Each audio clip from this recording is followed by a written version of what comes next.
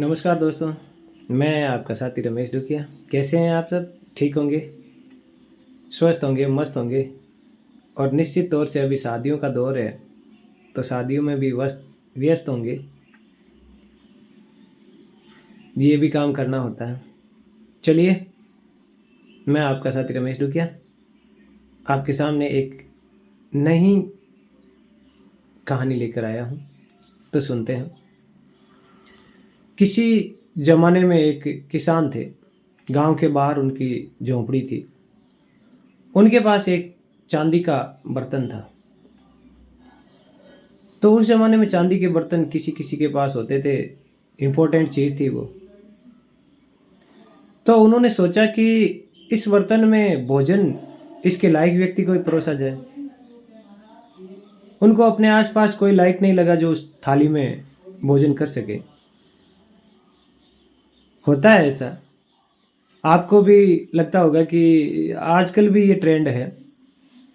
हमारे एक एग्जांपल दे दूं, अपने घरों में चाय के कप होते हैं, दो तरह के होते हैं। एक हमारे रूटीन यूज के लिए और एक मेहमानों के लिए। जो रूटीन यूज वाले होते हैं वो ठीक ठाक होते हैं, और कहीं कहीं तो ऐसे होते हैं कि उनके हत्थे टूटे हुए होते हैं या कहीं से ऊपर से टूटे हुए होते हैं।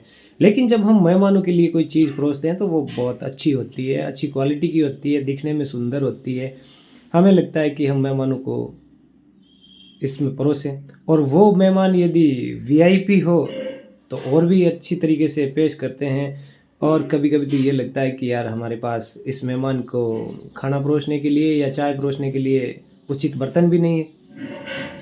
तो वो भी वही बात उनके साथ हो गई।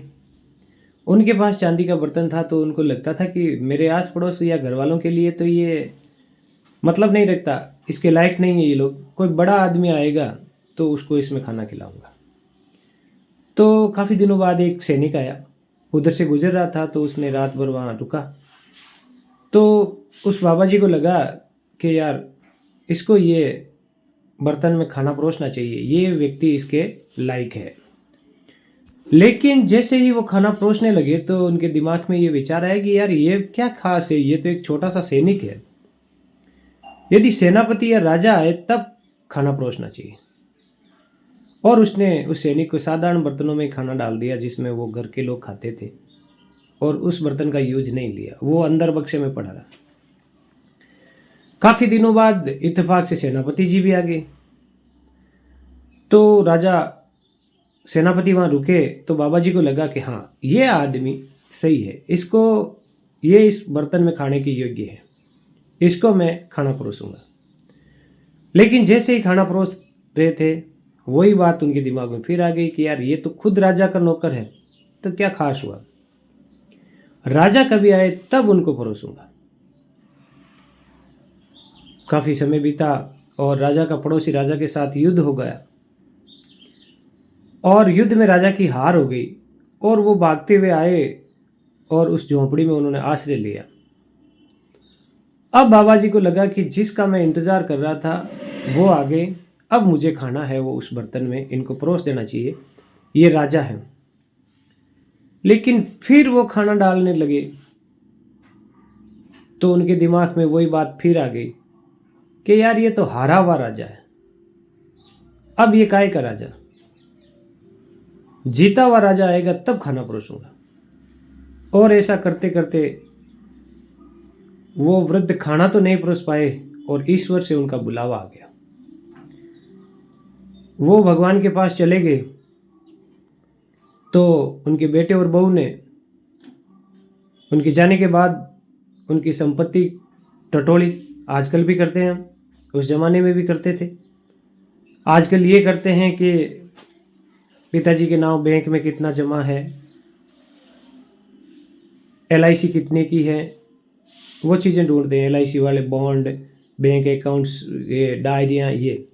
लेकिन उस ज़माने में क्या करते थे, उस ज़माने में संदूक होती थी, उस संदूक को ढूंढते थे कि बाबा जी का इसमें क्या क्या रखा हुआ है। तो बेटे और बहू ने पिताजी की संदूक खोली तो उसमें कुछ नहीं निकला, फटे हुए कपड़े, और सबसे नीचे वो बर्तन मिला। वो बर्तन लंबे समय से यूज नहीं लेने के कारण एकदम काला हो गया। जो उसकी वैल्यूएशन थी वो नष्ट हो गई। तो ज़माना बदल गया था, बेटे बहू के पास दूसरी डिज़ाइन के नए नए बर्तन आ गए थे और वो बर्तन उनको बेकार लगा। उन्होंने उसका यूज नहीं लिया कि इसमें क्या करिए, तो पुराना बर्तन है, किसी के सामने खाना डालेंगे तो शर्म आएगी। तो उन्होंने क्या किया, उनके एक पालतू कुत्ता था। उस ज़माने में क्या है कि जानवरों के लिए भी खाना रखने के लिए बाहर कुंडी वगैरह होती थी, कुत्तों के लिए कुंडी होती थी जिसमें खाना डालते थे, कुत्ते उसमें आके खाना खा लेते थे। तो उन्होंने क्या किया, उस कुंडी की जगह उस बर्तन को रख दिया और अपने पालतू कुत्ते को उसमें खाना डालने लगे।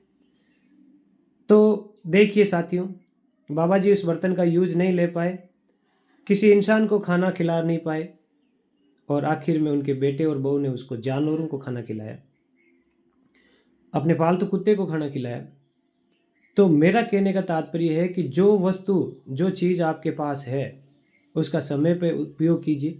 समय गुजरने के बाद वो वस्तु बेकार हो जाएगी। आप ये सोच के रोके रखोगे कि अभी मैं बाद में यूज करूँगा, ये इसका राइट समय नहीं है, इसको पड़े रखता हूँ, बाद में यूज करूँगा, तो वो राइट समय कभी नहीं आएगा। जिस टाइम आप यूज कर लोगे उसी टाइम उसका राइट समय है। इसके साथ मैं अपने शिक्षक साथियों को इस कहानी के माध्यम से ये भी कहना चाहूँगा कि आपके लाइब्रेरी में जो पुस्तकें हैं उनको इस डर से अंदर पड़ी ना रखें कि बच्चे फाड़ देंगे। बच्चों को देखें तो बच्चे फाड़ देंगे, बच्चों को दीजिए, आप फाड़ देंगे कोई दिक्कत नहीं है, लेकिन बच्चे उसका उपयोग करेंगे, वरना बाद में वो कुत्ते वाली बात होगी, दिमक खा जाएगी, किसी काम के नहीं रहेंगे।